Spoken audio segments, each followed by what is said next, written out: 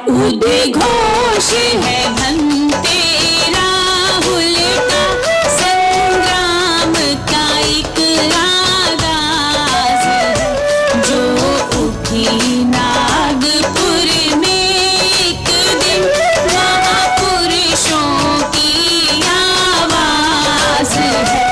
उद्घोष है भंते राहुल का, संग्राम का एक आगाज है, जो उठी नागपुर में एक दिन, महापुरुषों की आवाज है। मैं बाल हूँ, जाति से मुक्त हूँ, मैं बाल हूँ, जाति से मुक्त हूँ। बौद्ध मेरा समाज है, बौद्ध मेरा समाज है। आप लोग सभी नाचिए, आज उत्सव का दिन है, नाचिए। इशू है कोई बात नहीं, नाचिए। गुरदासपुर की टीम जोर से।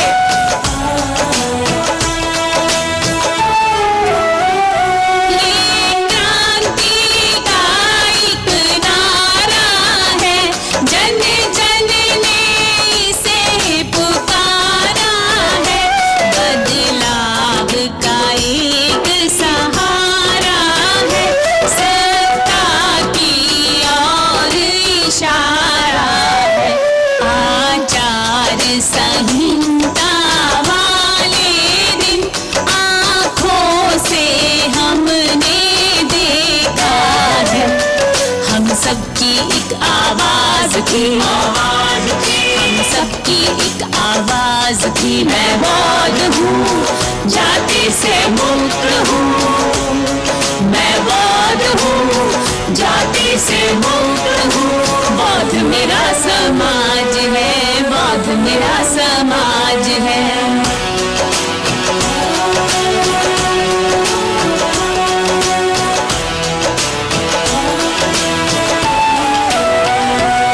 निर्माण व्यवस्था के लिए सम्राट अशोक उदाहरण है, साहब बाबा साहब के सपनों का एक उदाहरण है।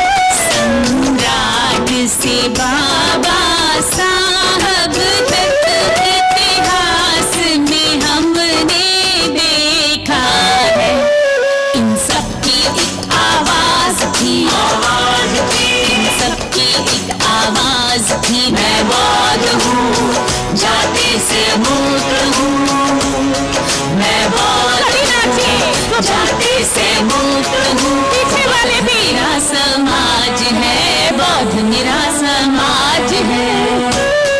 सभी नाचिए, जो पीछे है वो खुशी से वहीं से हाथ हिलाकर आप हिलाइए।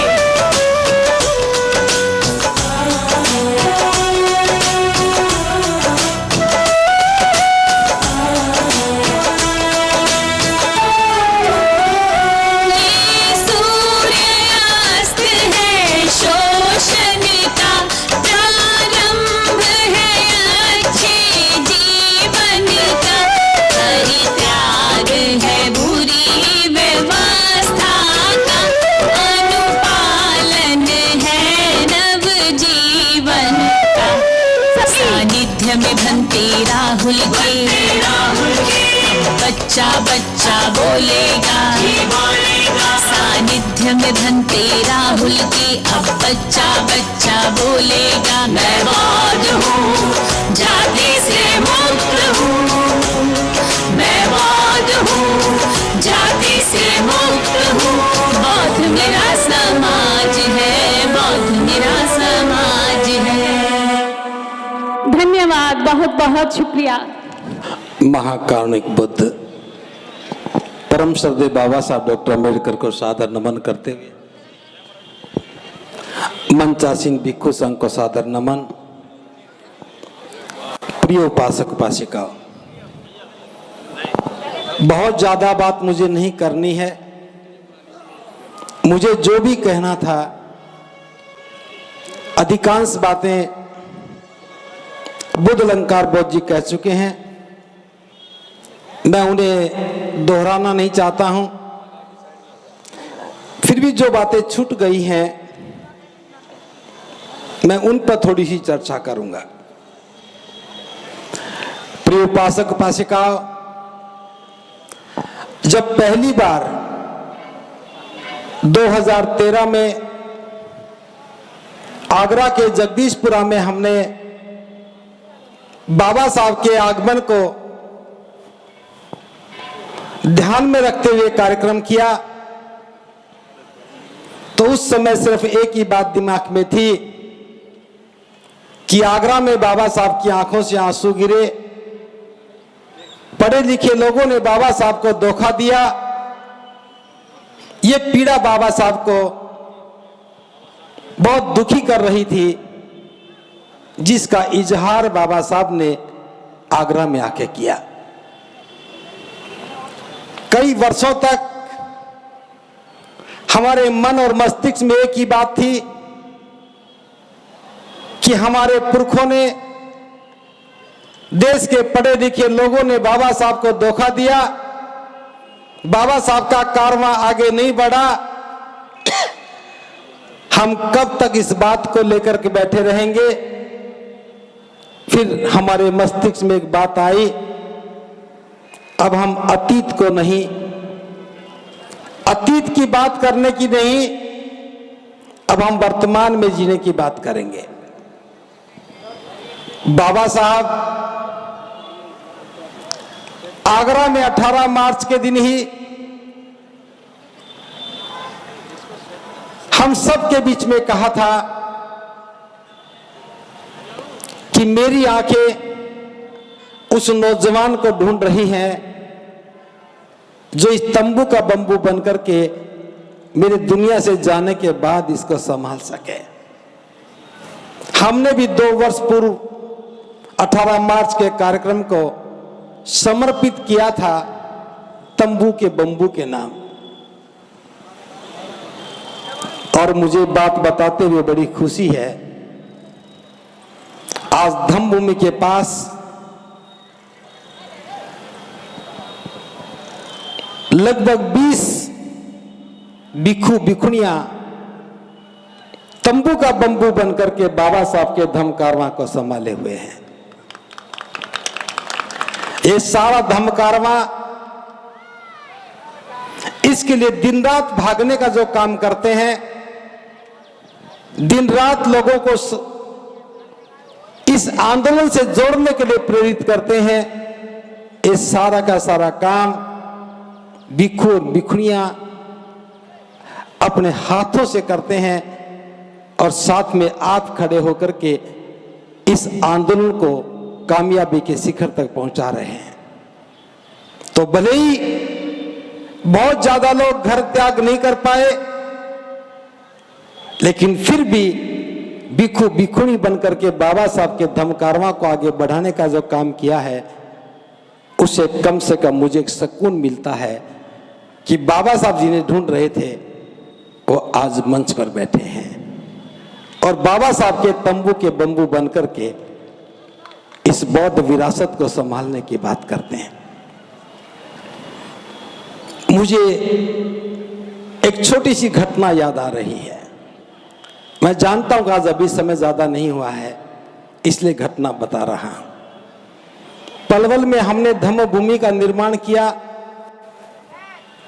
हमने वहां बहुत सारे पेड़ लगाए, जितने पेड़ लगाते थे उससे ज्यादा हम मर जाते थे। फिर भी कुछ पेड़ बड़े हो गए। उसमें एक आंवले का पेड़ था। 10 साल तक उस आंवले के पेड़ पर फूल तो बहुत लगते थे, लेकिन एक भी आंवला लगा नहीं। और हम बड़े चिंतित होते थे कि आंवले के फूल तो बहुत आ रहे हैं, लेकिन फल क्यों नहीं लगता। तो एक दिन मैं नर्सरी में गया हुआ था पौधे खरीदने के लिए। तो मैंने नर्सरी के उस माली से पूछा कि आप लोग तो पौधों के बारे में बड़े जानकार हैं, हमने आंवला का पेड़ बोया, उसको फल नहीं लगा है, तो उसने पूछा, जी मुझे बताओ कि आपकी जमीन का पानी कैसा है। मैंने कहा कि वो तो बहुत खारी है। तो उसने कहा कि खारी पानी के अंदर आंवले नहीं लगा करते।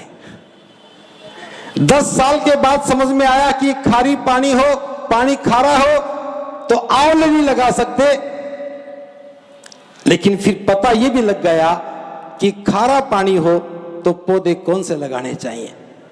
मैं ये बात इसलिए बता रहा हूं, मैंने मान्यवर साहब कांशीराम जी को सुना था, एक बार सुना था, बाकी उनके कार्यकर्ताओं से तो मैंने बहुत बार सुना। साहब कांशीराम जी कहते थे कि हरियाणा की भूमि बंजर भूमि है, हरियाणा की भूमि में कितने भी बीज डालो यहां कोई अंकुरण नहीं होता है। और मैं आज ये स्वीकार करता हूं, राजनीतिक क्षेत्र में हरियाणा की भूमि बंजर भूमि है। साहब ने बहुत बीज डाले, अंकुरित नहीं हुए। लेकिन साहब के दुनिया से चले जाने के बाद आज मैं इस बात को समझ पाया हूं, हरियाणा की धरती बंजर भूमि नहीं है।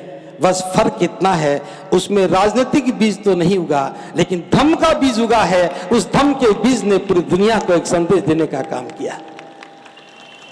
मैं पहला भिक्खु था और मेरे देखते देखते आज कम से कम 25 से ज्यादा भिक्खु भिक्खुनियां आज हरियाणा की धरती से निकले हैं। तो जरूरी नहीं है कि जिस भूमि में खारी पानी हो और आंवले के फल नहीं लगते हो, वहां नीम के पेड़ खूब लगे, आंवले के पेड़, आम के पेड़ भी लगे, तो हरियाणा की धरती ने भले राजनीतिक परिणाम नहीं दिया हो, लेकिन धम्म के क्षेत्र में बहुत बड़ी भूमिका निभाई है। तो मैं साधुवाद देता हूं उन सब लोगों को जो युवा अवस्था में घर बार छोड़ करके भिक्खु भिक्खुनी बन करके बाबा साहब के धम्म के कारवां को आगे बढ़ाने का काम कर रहे हैं। लेकिन जब मैं धम्म की बात करता हूं तो कुछ मेरी भी पीड़ाएं थी। मैंने अपने आचार्य जिसने मुझे चिवर पहनाया, एक बार उनसे पूछा था, भंते जी आप बूढ़े हो गए हो, आप कहां मरोगे, आप अंतिम सांस कहां लोगे? क्योंकि मैंने भिक्खुओं को देखा कि हर भिक्खु चाहे वो युवा अवस्था में घर से निकले, चाहे बुजुर्ग अवस्था में घर से निकले, जब वो असहाय हो जाता है, बीमार हो जाता है, तो देखभाल करने वाला कोई नहीं होता, अंततः लौट के घर में जाना पड़ता है। और ये भिक्खु के लिए बहुत बड़ा तिरस्कार होता है। और मैंने बहुत सारे भिक्खुओं को घर में ही मरते देखा। मेरे आचार्य को भी मैंने अपने ही घर में मरते हुए देखा। मुझे बहुत पीड़ा थी, ये बात मुझे कचोट रही थी कि हर भिक्खु जो गौरव और सम्मान के साथ धम्म की स्थापना का काम करता है और असहाय होने के बाद लौट करके घर में जाता है तो तिरस्कार की बात होती है। लेकिन क्या करें, कहीं कोई सुविधा नहीं, कहीं कोई उसकी व्यवस्था नहीं। तो धम्म भूमि ने इस पर मनन किया, चिंतन किया और एक निर्णय लिया, अगर हमें बौद्धों की विरासत को बनाना है, धम्म के राष्ट्रीय केंद्र की स्थापना करनी है, तो सबसे पहले हमें भिक्खु भिक्खुनियों को गर्व और गरिमा का एहसास दिलाना होगा। जिस प्रकार से भिक्खु का जीवन गौरवमय होता है, उनका अंतिम समय भी गौरवशाली होना चाहिए। कोई भी भिक्खु लौट करके घर में नहीं जाना चाहिए। जब ये बात हमने की तो धम्म भूमि के उपासक उपासिकाओं ने, भिक्खु भिक्खुनियों ने इस बात का समर्थन किया कि धम्म भूमि को, इस काम को अपने हाथ में लेना चाहिए। शब्द मेरे हैं, बोल मैं रहा हूं, लेकिन सारा दायित्व धम्म भूमि की टीम का है। और हमने फैसला किया कि अलीगढ़ में जो राष्ट्रीय बौद्ध केंद्र बनेगा, उस केंद्र में भिक्खु भिक्खुनी विहार भी बनेंगे, प्रशिक्षण केंद्र भी बनेगा, सामुदायिक केंद्र भी बनेगा, ध्यान साधना केंद्र भी बनेगा। लेकिन सबसे पहले जो बनने का काम है वो वृद्ध भिक्खु भिक्खुनी सेवा विहार बनना चाहिए। जो भिक्खु समाज की सेवा करता है, अंतिम समय में उसकी सेवा करने वाले भी कोई होने चाहिए। तो मैं आज 18 मार्च के दिन बाबा साहब के आगमन की स्मृति के समय ये बात आपके बीच में रख रहा हूं। बाबा साहब ने हमें बौद्ध धम्म दिया था। 18 मार्च को बाबा साहब ने चक्कीपाट बुद्ध विहार में बुद्ध की प्रतिमा स्थापित करके आगरा वासियों को एक बहुत सुंदर बुद्ध विहार दिया, लेकिन धम्म आगे नहीं बढ़ा। भिक्षु तो बने लेकिन धम्म आगे नहीं बढ़ा। भिक्षु तो बहुत हुए लेकिन गरिमा नहीं पा सके। तो इस कमी को देखते हुए, क्योंकि बाबा साहब के धम्म की विरासत को अगर हमें आगे बढ़ाना है तो भिक्षु भिक्षुणियों को सम्मान देना होगा। तो मैं आपके सामने बात रख रहा हूं। बौद्धों के राष्ट्रीय केंद्र के निर्माण के पहले चरण में हम वृद्ध भिक्षु भिक्षुणी सेवा विहार बनाएंगे, और यह बात 31 जुलाई को दिल्ली में रखी थी हमने। तो 30 कमरों के निर्माण की घोषणा लोगों ने कर दी थी। तो मुझे खुशी इस बात की है कि हम 30 कमरे बनाने की स्थिति में हैं।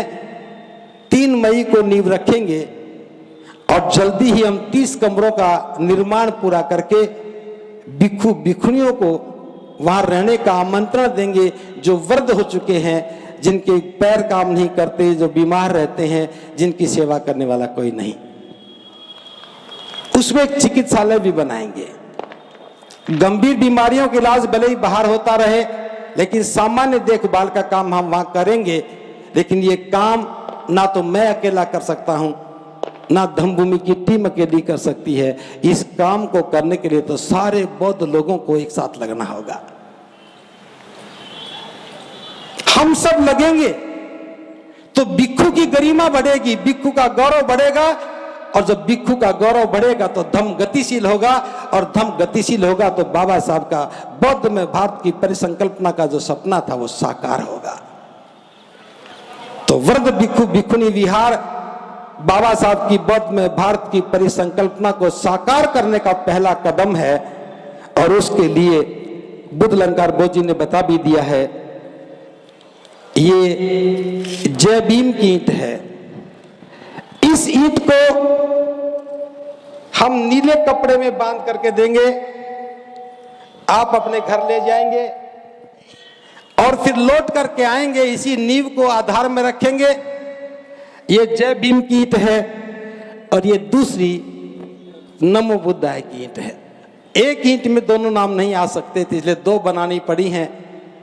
आप चाहे नमो बुद्धाय की ईंट को आधारशिला में रखें, चाहे जय भीम की ईंट को आधारशिला में रखें, मकसद हमारा बौद्धों की महान विरासत को बनाने का है। और जब ये विचार ईंट का आया तो मेरे पीछे इतनी बड़ी ईंट रखी हुई है।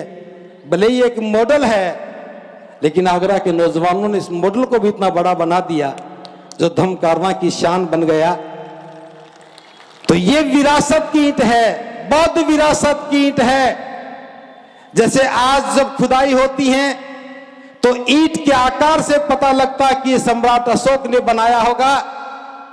तो मैं भी ये कहना चाहता हूं, आज के हजारों वर्षों के बाद जब विरासतें मिट करके दोबारा से बनेंगी और जब कोई इमारतों को छेड़ेगा तोड़ेगा, तो जय भीम का लिखा हुआ नाम और नमो बुद्धाय का लिखा हुआ नाम गवाही देगा, ये बौद्धों की महान विरासत की पहचान है।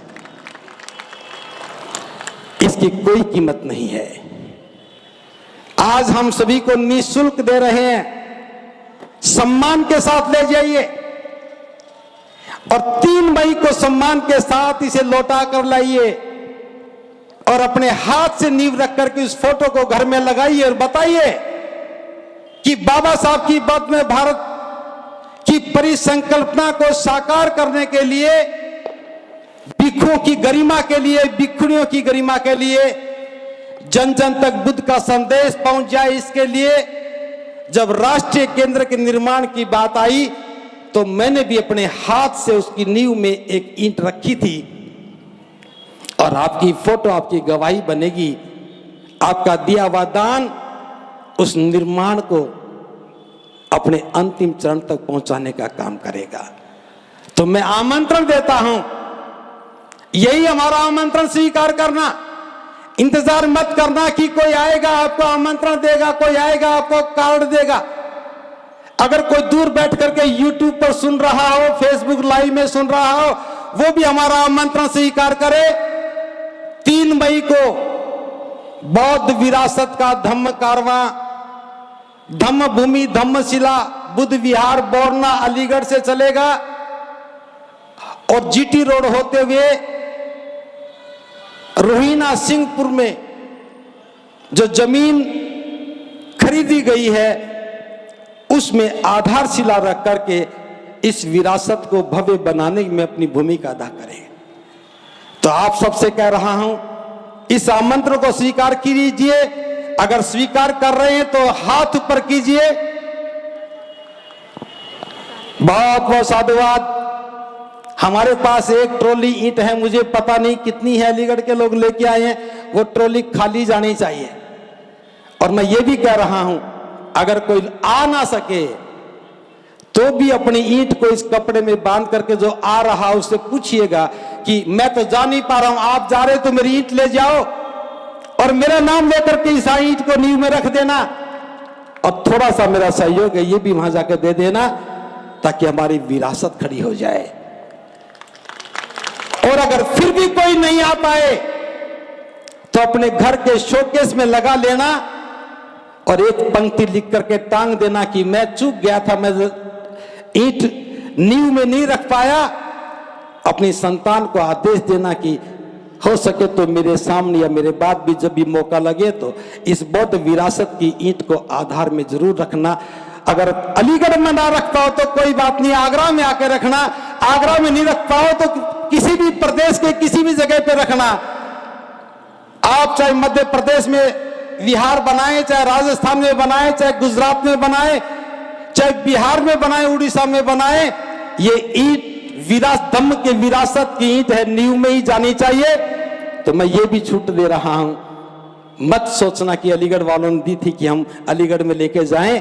अलीगढ़ तो पहल कर रहा है, बस आपको मंजिल तक पहुंचाने के लिए आह्वान कर रहा है। तो मुझे आमंत्रण देते हुए बहुत खुशी हो रही है कि बाबा साहब का धम्म कारवां जो शुरू हुआ और आज हमारी विरासत के रूप में हमारे बीच में खड़ा हुआ है। दूसरी बात, हर बार हम कुछ न कुछ नया करते हैं, ऐसा सभी लोग सोचते हैं। अभी थोड़े दिन पहले विचार आया कि बाबा साहब ने आगरा को एक मूर्ति दान की थी। बाबा साहब ने आगरा में एक मूर्ति बुद्ध विहार में लगाई और वही अंतिम मूर्ति हो गई। अगर हम बाबा साहब के वारिस हैं तो हमें हर धम्म कारवां में बहुत सारी बुद्ध की मूर्तियों को बुद्ध विहारों में स्थापित करना चाहिए। शाहगंज के त्रिलोक्य बुद्ध विहार में स्थानीय लोगों से चर्चा करते हुए हमने फैसला किया कि इस बार हम 10 बुद्ध की प्रतिमाओं को दान करेंगे। हमने लक्ष्य रखा था कि 10 प्रतिमा दान करेंगे, प्रयास कर नहीं पाए। 5 प्रतिमाएं हमें मिली और 5 दान के लिए उपलब्ध हैं। एक तो जा चुकी है, एक अभी ले जाएंगे, 3 का फैसला भी टीम कर लेगी। लेकिन सोचा 5-10 के लिए था, लक्ष्य 5 का पूरा हुआ। तो इस क्षतिपूर्ति को भी करने के लिए मैं आपको बताना चाहता हूं, शेष 5 मूर्तियां जब आप 3 तारीख को अलीगढ़ में आएंगे, बौद्ध विरासत के धम्म कारवां में आएंगे, तो वो 5 मूर्तियां वहां रखी मिलेंगी और वो भी किसी बुद्ध विहार के लिए दान के लिए होंगी। जिनको लेना हो वो अपना आवेदन कर सकता है और आवेदन के लिए कोई लिखित बात नहीं, आप फोन करके भी हमसे बात कर सकते हैं। तो हम 10 की 10 मूर्तियां दान करेंगे।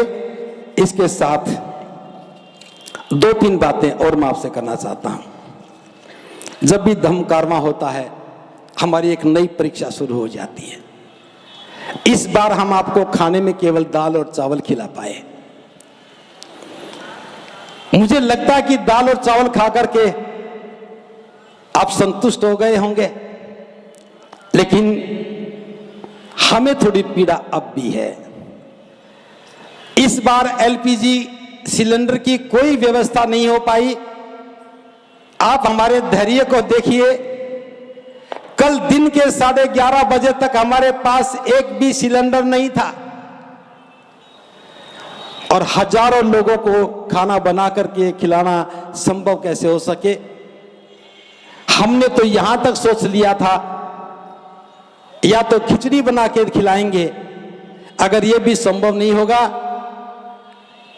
तो भुने हुए चावल, उसमें चने और थोड़ा गुड़ डाल करके पैकेट बना देंगे और सभी को एक एक पैकेट पकड़ा देंगे। भले ही भोजन ना खिला पाए लेकिन भूख से नहीं मरने देंगे। आप समझ सकते हैं कि हम किस अंतर्द्वंद से गुजर रहे थे। 11:30 बजे मैंने हलवाई से बात की।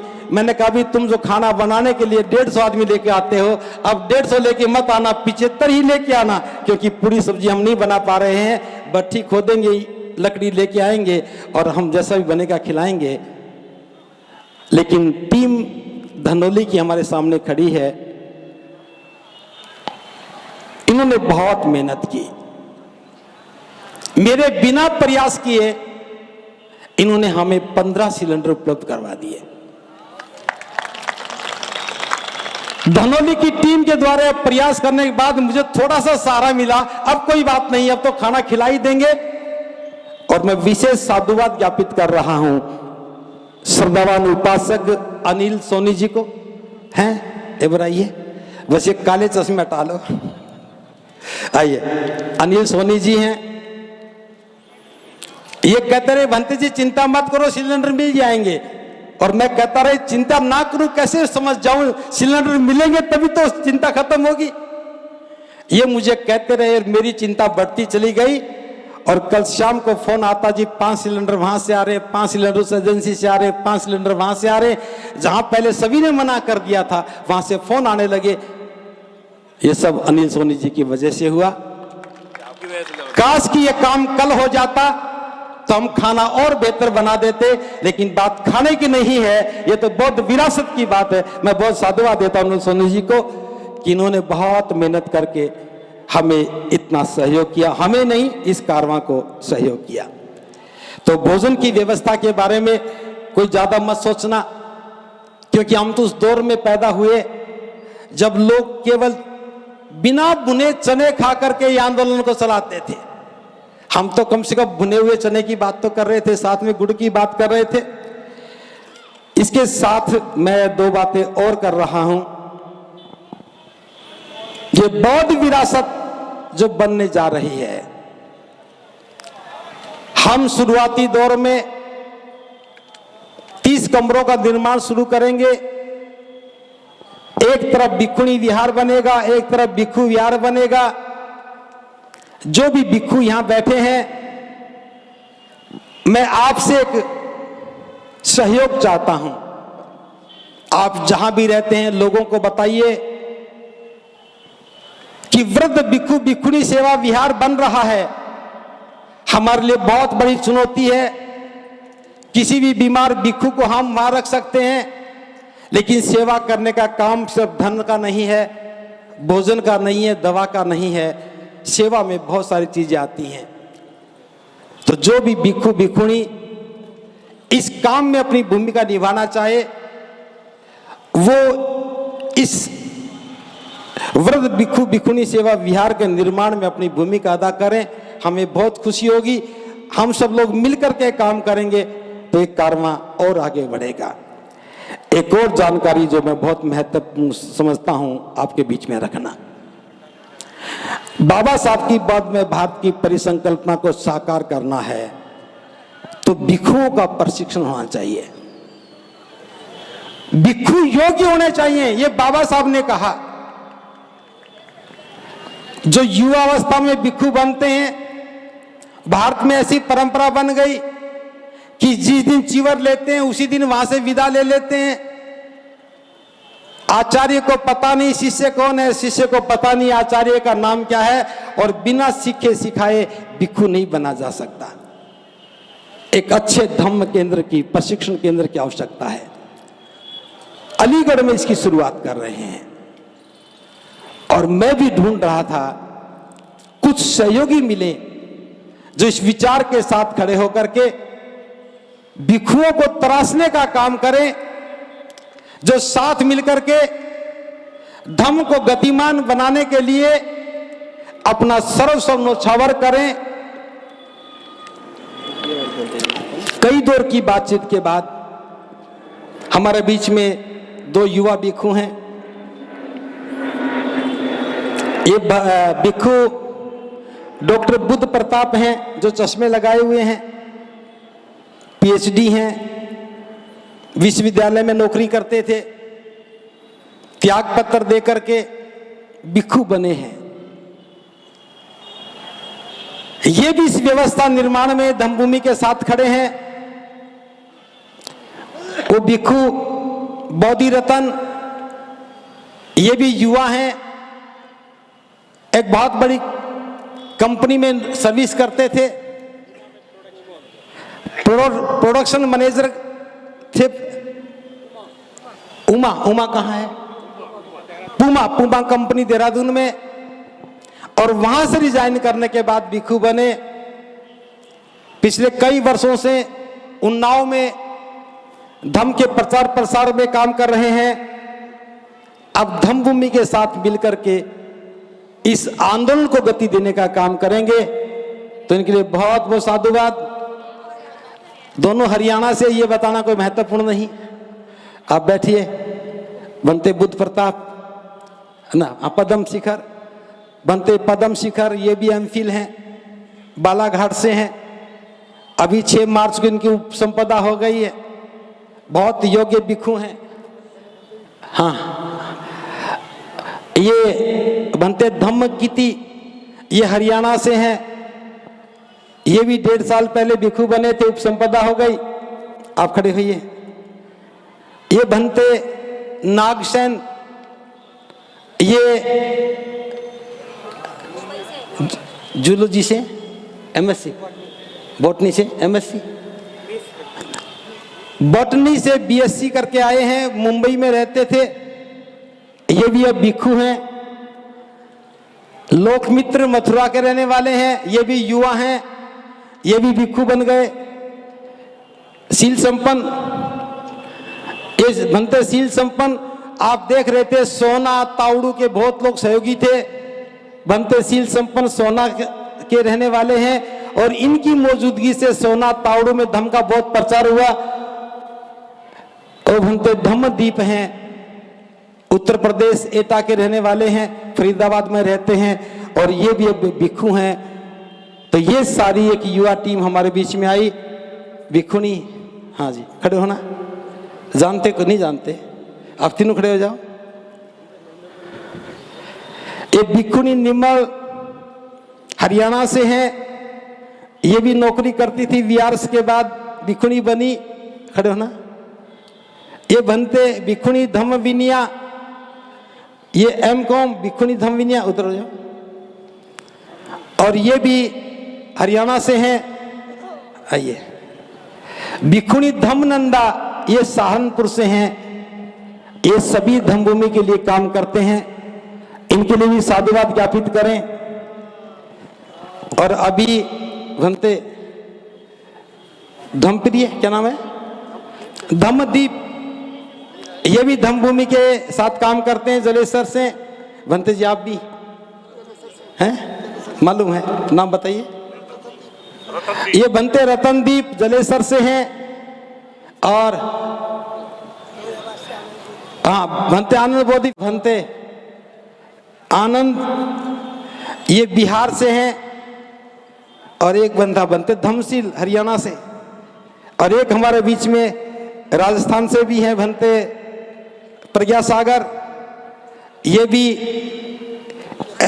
एमए इंग्लिश है, पहले लेक्चरर थे। और बनते जी पता नहीं कहाँ गए। ओके, खाने की व्यवस्था संभाल रहे हैं। ये छोटा सा मैंने परिचय करवाया, कोई रह गया हो। हाँ, बनते आदित्य, हाँ आप खड़े हो। एक राजस्थान से बनते दमप्रिय भी थे, गंगानगर से। और बनते आदित्य हरियाणा से। बनते महेंद्र रतन, बनते महेंद्र रतन है, कहाँ बैठे हैं? हाँ, वो बनते महेंद्र रतन, ये अलीगढ़ से हैं।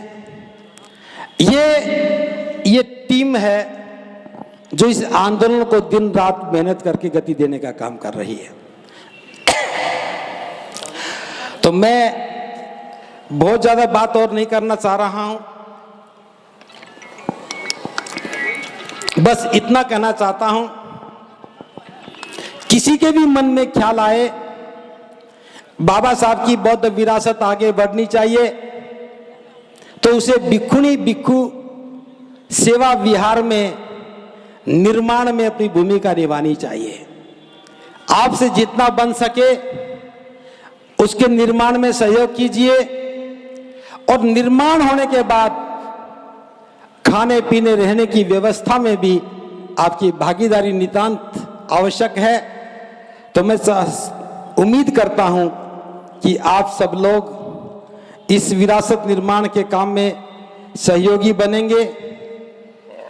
और अंत में मैं इतना कहूंगा, हमारे बीच में बहुत सारे श्रद्धावान उपासक उपासिकाएं हैं, सबका नाम यहाँ नहीं बोल पाए, सबका परिचय नहीं करवा पाए, फिर भी उन्होंने बहुत काम किया है।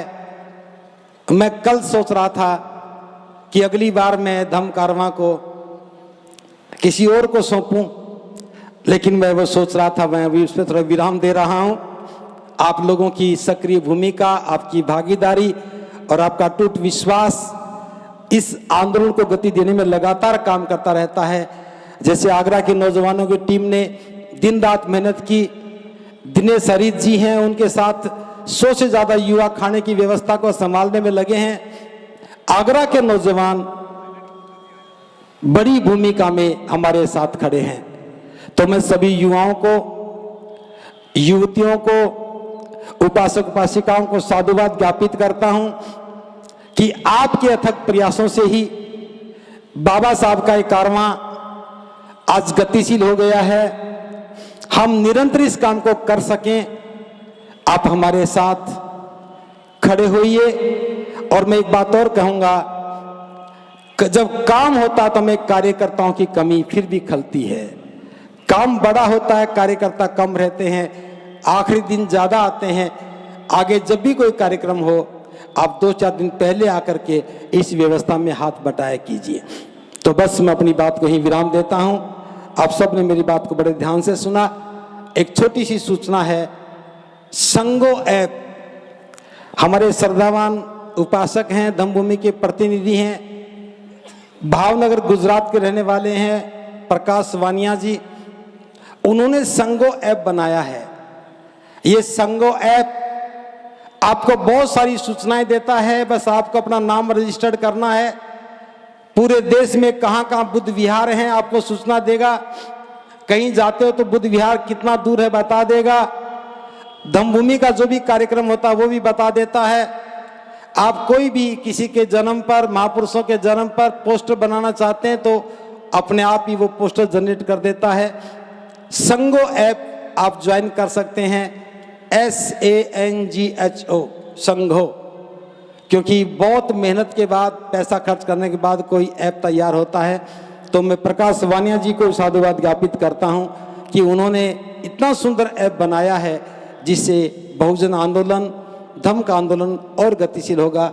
इन्हीं शब्दों के साथ आपने मेरी बात को बड़े ध्यान से सुना। आप सबका मंगल हो।